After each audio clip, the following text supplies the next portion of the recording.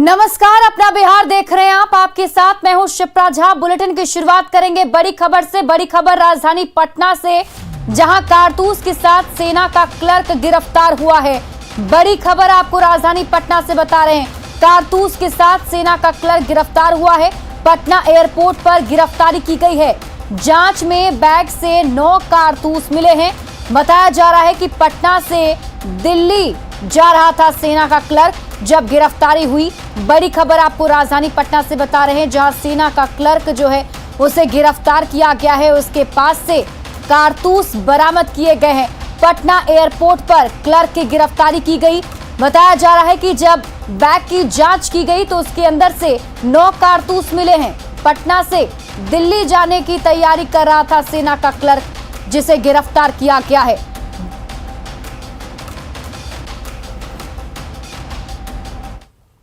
छपरा के जेल अधीक्षक रामाधार सिंह के 3 ठिकानों पर छापेमारी हुई।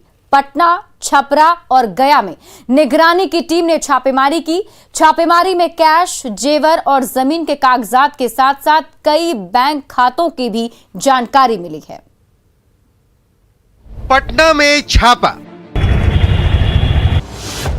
गया में छापा और छपरा में भी छापेमारी।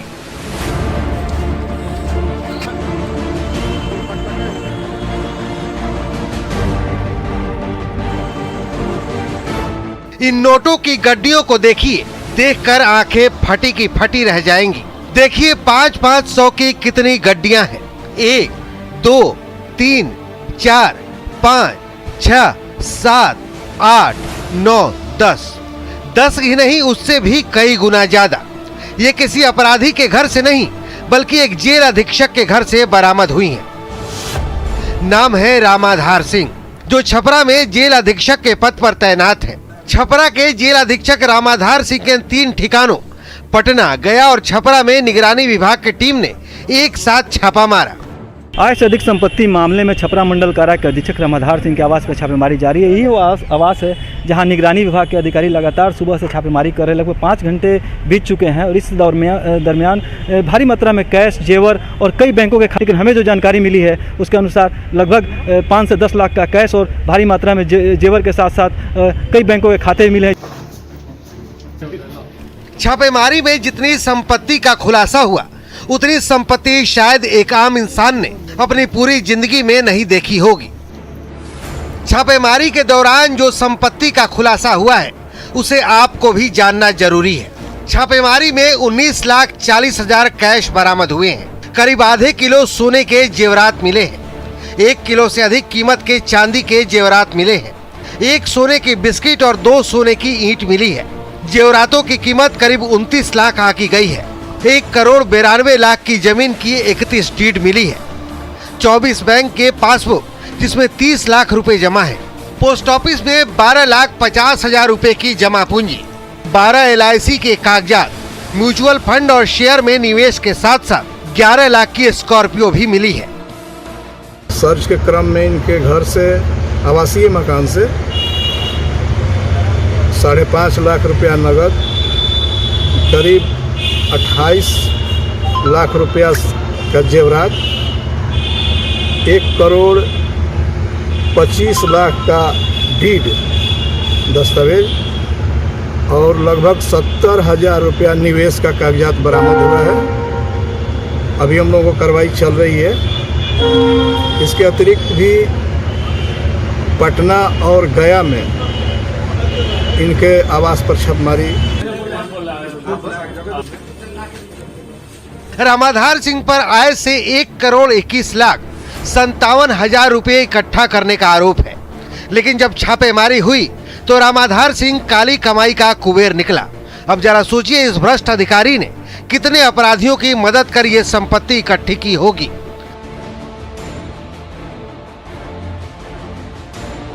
न्यूज़ 18 के लिए छपरा से संतोष गुप्ता, गया से एलेन लिली और पटना से संजय कुमार के साथ ब्यूरो रिपोर्ट। दरभंगा में तालाब से भारी मात्रा में शराब बरामद की गई। उत्पाद विभाग की टीम ने आजम नगर मोहल्ले में छापेमारी की, जहां जलकुंभी से भरे तालाब से 900 लीटर शराब मिली। वहां निगरानी कर रहे एक युवक को गिरफ्तार किया गया, जिसका नाम सूर्योदय कुमार है। बरामद शराब नेपाल में बनी है। इस बात का पता लगाया जा रहा है कि शराब की तस्करी में कौन कौन से लोग शामिल हैं। ये हम लोग निकाले हैं और अभी लाए हैं। कौन सा ब्रांड है सर? ये सब नेपाली शराब है। नेपाली देसी या विदेशी? देसी नहीं, नेपाली देसी शराब है। लगभग कितना लीटर शराब होगा? लगभग 900 लीटर। बिहार में समाज सुधार के लिए नीतीश कुमार ने अभियान छेड़ दिया है। नीतीश कुमार अगले 15 जनवरी तक 12 जिलों में जाकर लोगों को नशा, दहेज और बाल विवाह के खिलाफ जागरूक करेंगे। इसी कड़ी में आज मुख्यमंत्री गोपालगंज पहुंचे, जहां उन्होंने संदेश के साथ साथ पुलिस अधिकारियों को और गड़बड़ करने वालों को सख्त चेतावनी दी। आपके स्वागत में मन हरसाए फूल मुस्कुराए, मन हरसाए फूल मुस्कुराए, आए हैं शुभ घड़ियां, हो आए हैं शुभ घड़ियां आपके स्वागत में। समाज सुधार अभियान पर निकले नीतीश कुमार मोतिहारी के बाद शुक्रवार को गोपालगंज पहुंचे, जहां मिंज स्टेडियम में सीएम ने जीविका दीदियों के साथ सीधा संवाद किया। नीतीश कुमार ने जीविका दीदियों को संबोधित करते हुए बताया कि महिला शक्ति से शराबबंदी संभव है। इसके लिए उन्होंने एक तरीका भी बताया।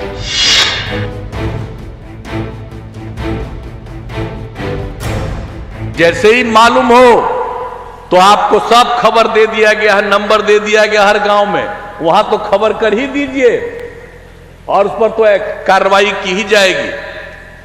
लेकिन साथ साथ हम आग्रह करेंगे कि अगर पता चले कि कोई गड़बड़ करता है इस इलाके में, तो जा करके घूम करके अब भारी संख्या में महिलाओं को इकट्ठा करके चारों तरफ घूम करके शराबबंदी के पक्ष में बोलिए, दारू मत बनाओ, दारू मत पियो। अगर आप ये करना करिएगा, किसी को हिम्मत नहीं होगी कोई इधर उधर करने का। मोतिहारी के मुकाबले गोपालगंज में सीएम ज्यादा सख्त दिखे। मिंज स्टेडियम के मंच से शराबबंदी कानून से खेलने वाले पुलिस और अधिकारियों को भी मुख्यमंत्री ने चेता दिया।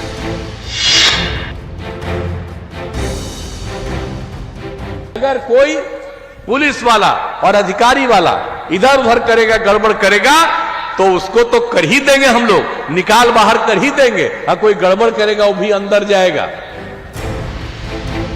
नीतीश कुमार ने 2016 में गोपालगंज में हुए शराब कांड और उसके दोषियों की सजा की याद भी लोगों को दिलाई।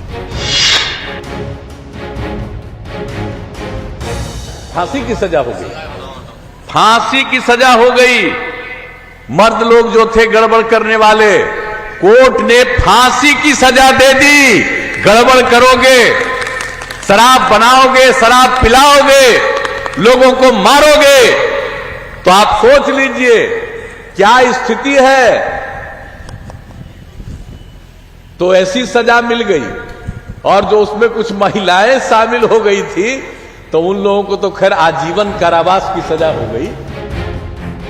सीएम ने कहा कि शराबबंदी के बाद भी अगर कोई शराब पीता है तो उसका अंजाम भी उसे ही भुगतना होगा। कि भाई अगर शराब पिएगा तो शराब पीता है, पीने वाले को ये समझना न चाहिए कि शराब पियोगे तो बचोगे नहीं, मर जाओगे। मत पियो। अगर शराब लोगे, गड़बड़ तरीके से कोई इधर से उधर कर रहा तो तुमको पिला देगा, मर जाओगे। देखिए कितनी बड़ी संख्या में लोग मर गए।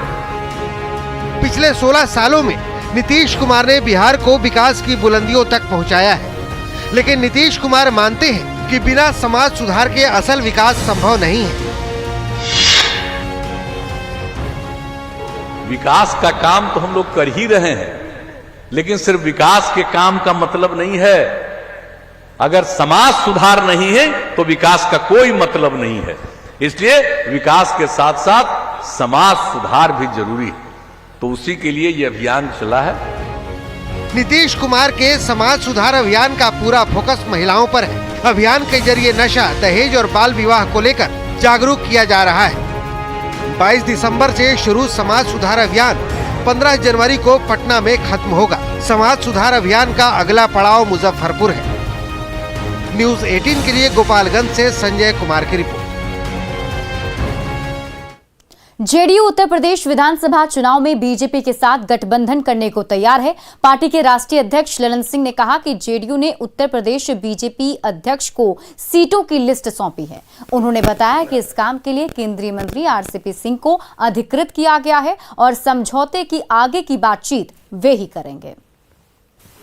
जदयू ने उत्तर प्रदेश समेत कई राज्यों में चुनाव लड़ने का निर्णय लिया है। इस वक्त हमारे साथ जदयू के राष्ट्रीय अध्यक्ष ललन सिंह मौजूद हैं।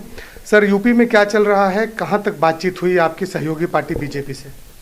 देखिए, हम लोग की अभी कोई बातचीत नहीं हुई है और पार्टी की तरफ से जो माननीय मंत्री श्री आरसीपी सिंह साहब अधिकृत हैं वो बातचीत कर रहे हैं बीजेपी से और उन्होंने एक स्टेज पर यह बताया कि भारतीय जनता पार्टी ने एडजस्टमेंट करने के लिए, हम लोगों के साथ समझौता करने के लिए अपनी सहमति दी है और तदनुरूप हम लोगों ने एक सूची बना के भारतीय जनता पार्टी को सुपुर्द कर दिया है। अब आगे की बातचीत करने के लिए भी श्री आरसीपी सिंह साहब और वहाँ के जो प्रदेश अध्यक्ष हैं वो अधिकृत हैं, वो उस पर बातचीत कर रहे हैं।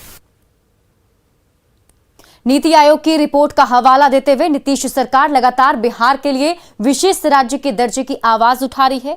जल संसाधन मंत्री संजय झा ने कहा कि गुड गवर्नेंस के चलते बिहार विकास की नई लकीर खींच चुका है, लेकिन इससे आगे बढ़ने के लिए उसे विशेष राज्य के दर्जे की जरूरत है।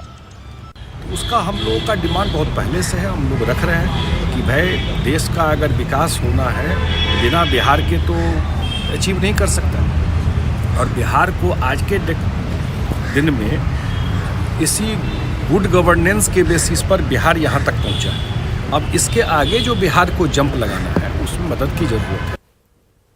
पटना में बीजेपी का प्रशिक्षण शिविर शुरू हुआ है, जिसमें संगठन महामंत्री भिखू भाई दलसानिया सहित पार्टी के कई नेता शामिल हुए। बैठक में संगठन मजबूत करने पर चर्चा हो रही है। साथ ही कार्यकर्ताओं को ये बताया जा रहा है कि आम लोगों को सरकार की योजनाओं की जानकारी कैसे दें। शिविर से निकलने के बाद पथ निर्माण मंत्री नितिन नवीन ने कहा कि नए साल में पार्टी के कार्यकर्ता नए जोश के साथ काम करेंगे। इसमें प्रशिक्षण करने का कार्यक्रम चलता है साल में एक बार, मंडल स्तर पे, जिला स्तर पे, प्रदेश स्तर पे, राष्ट्रीय स्तर पे। और हम वो पार्टी के कार्यकर्ता हैं जो केवल पॉलिसी और सरकार के में राजनीति नहीं, हम अपने आप को प्रशिक्षित करें, हर विषय का ज्ञान लेना, अपने आप को किस रूप से अनुशासित होकर चले।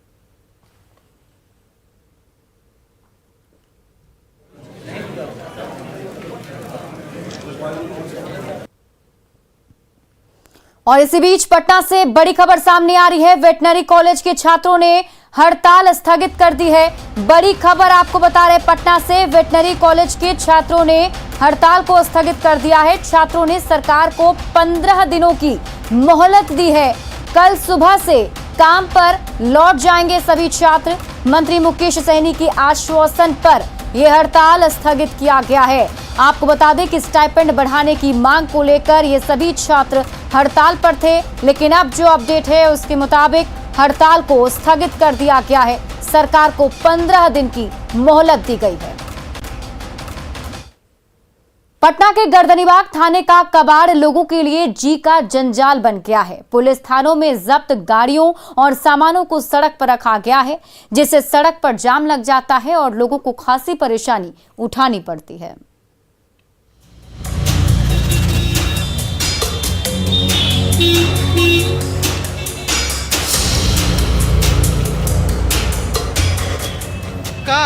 कार के ऊपर कार, उसके ऊपर एक और कार, लेकिन सब के सब कबाड़।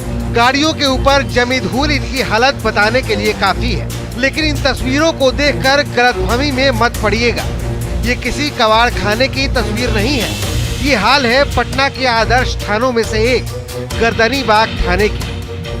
थाना के ठीक बगल में अगर मैं आपको दिखाऊं तो ये जो चौड़ी सड़क है वो कितनी सकरी हो गई है, वो ज़रा तस्वीर दिखाएं। और तस्वीर ऐसी कि आप चौंक जाएंगे देख करके कि ये देखिए, ये पूरा कम से कम 40 फीट का जो सड़क है वो आधी से भी कम रह गई है और किस कदर सड़कों पर जो है वो गाड़ियों को रखा गया है।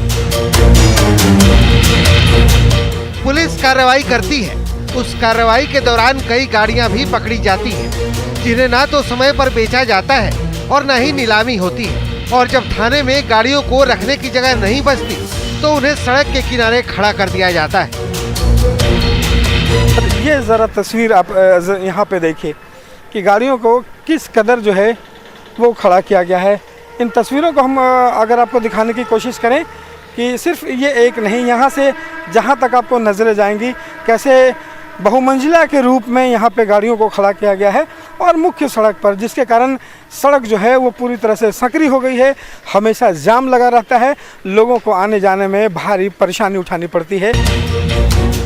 कबाड़ बन चुकी इन गाड़ियों की वजह से आए दिन गर्दनी बाग थाने के पास जाम लग जाती है, जिससे लोगों को खासी परेशानियों का सामना करना पड़ता है। अब सवाल है कि जब आदर्श थाने का ये हाल है तो बाकी थानों की क्या दशा होगी। न्यूज़ 18 के लिए पटना से रवि एस नारायण की रिपोर्ट। नवादा पुलिस ने 17 साइबर अपराधियों को गिरफ्तार किया है, जिनके पास से करीब 1,58,000 रुपए कैश, अलग अलग बैंकों के 9 पासबुक, 5 एटीएम कार्ड और कई कंपनियों के दस्तावेज बरामद किए गए हैं। वहीं गिरोह का मुख्य सरगना वारसलीगंज प्रखंड का नवनिर्वाचित मुखिया बताया जा रहा है, जो अभी भी पुलिस के गिरफ्त से बाहर है। चकवई गांव में हम लोग ने कार्रवाई की है साइबर क्रिमिनल्स के विरुद्ध में, जिसके में हम लोग को उपलब्धि मिली है कि 17 अभियुक्तों को हम लोग ने गिरफ्तार किया है और उनके पास से हम लोग को मोबाइल्स, अलग अलग दस्तावेज, लोगों के फ़ोन नंबर्स, उनके account numbers, ATM cards, passbook, chequebook, ये सब मिला हुआ है और करीब 1,35,717 रुपये की बरामद की है। क्रिसमस को लेकर पटना के चर्चों को लाइट से सजाया गया है। सुंदर कलाकारी कर यीशु के जन्म से लेकर कर्म तक की गाथा दिखाई गई है। कुर्जी चर्च के फादर ने बताया कि कोरोना को ध्यान में रखते हुए क्रिसमस की तैयारी की गई है ताकि एक साथ ज्यादा भीड़ इकट्ठा ना हो। प्यार किया, अपने आप को दे दिया और वही यीशु मसीह कहते हैं, तुम भी जैसे मैंने तुमसे प्रेम किया है दूसरों से प्रेम करो। देशवासियों के लिए यही संदेश, हम जो भी हैं, जैसे भी हैं, किसी भी परिस्थिति में हैं, जो भी जात पात धर्म के हैं, हम एक दूसरे के साथ प्रेम से रहें तो अमन शांति होगा, क्रिसमस की खुशी होगी। यही तो क्रिसमस का गिफ्ट है, peace, joy, love and hope. Patna city के पादरी की हवेली को भी आकर्षक तरीके से सजाया गया है। रंग बिरंगी रोशनी से नहाए चर्च की छटा अद्भुत दिख रही है। तस्वीरें हम आपको दिखा रहे हैं, तस्वीरों में देखिए, आप खुद देख सकते हैं कैसे हर तरफ रोशनी की चमक दिख रही है और प्रार्थना की तैयारी है। इधर घूमो, इधर। कल पूर्व पीएम अटल बिहारी वाजपेयी की जयंती है। इस मौके पर पटना के श्री कृष्ण मेमोरियल हॉल में शुक्रवार को सांस्कृतिक कार्यक्रम का आयोजन किया गया। कार्यक्रम में कलाकारों ने सूफी गीतों से दर्शकों का मन मोह लिया। कार्यक्रम में मशहूर गीतकार उदित नारायण भी शामिल हुए, जिन्होंने हिंदी के साथ साथ भोजपुरी के भी गीत गाए, जिस पर दर्शक झूम उठे।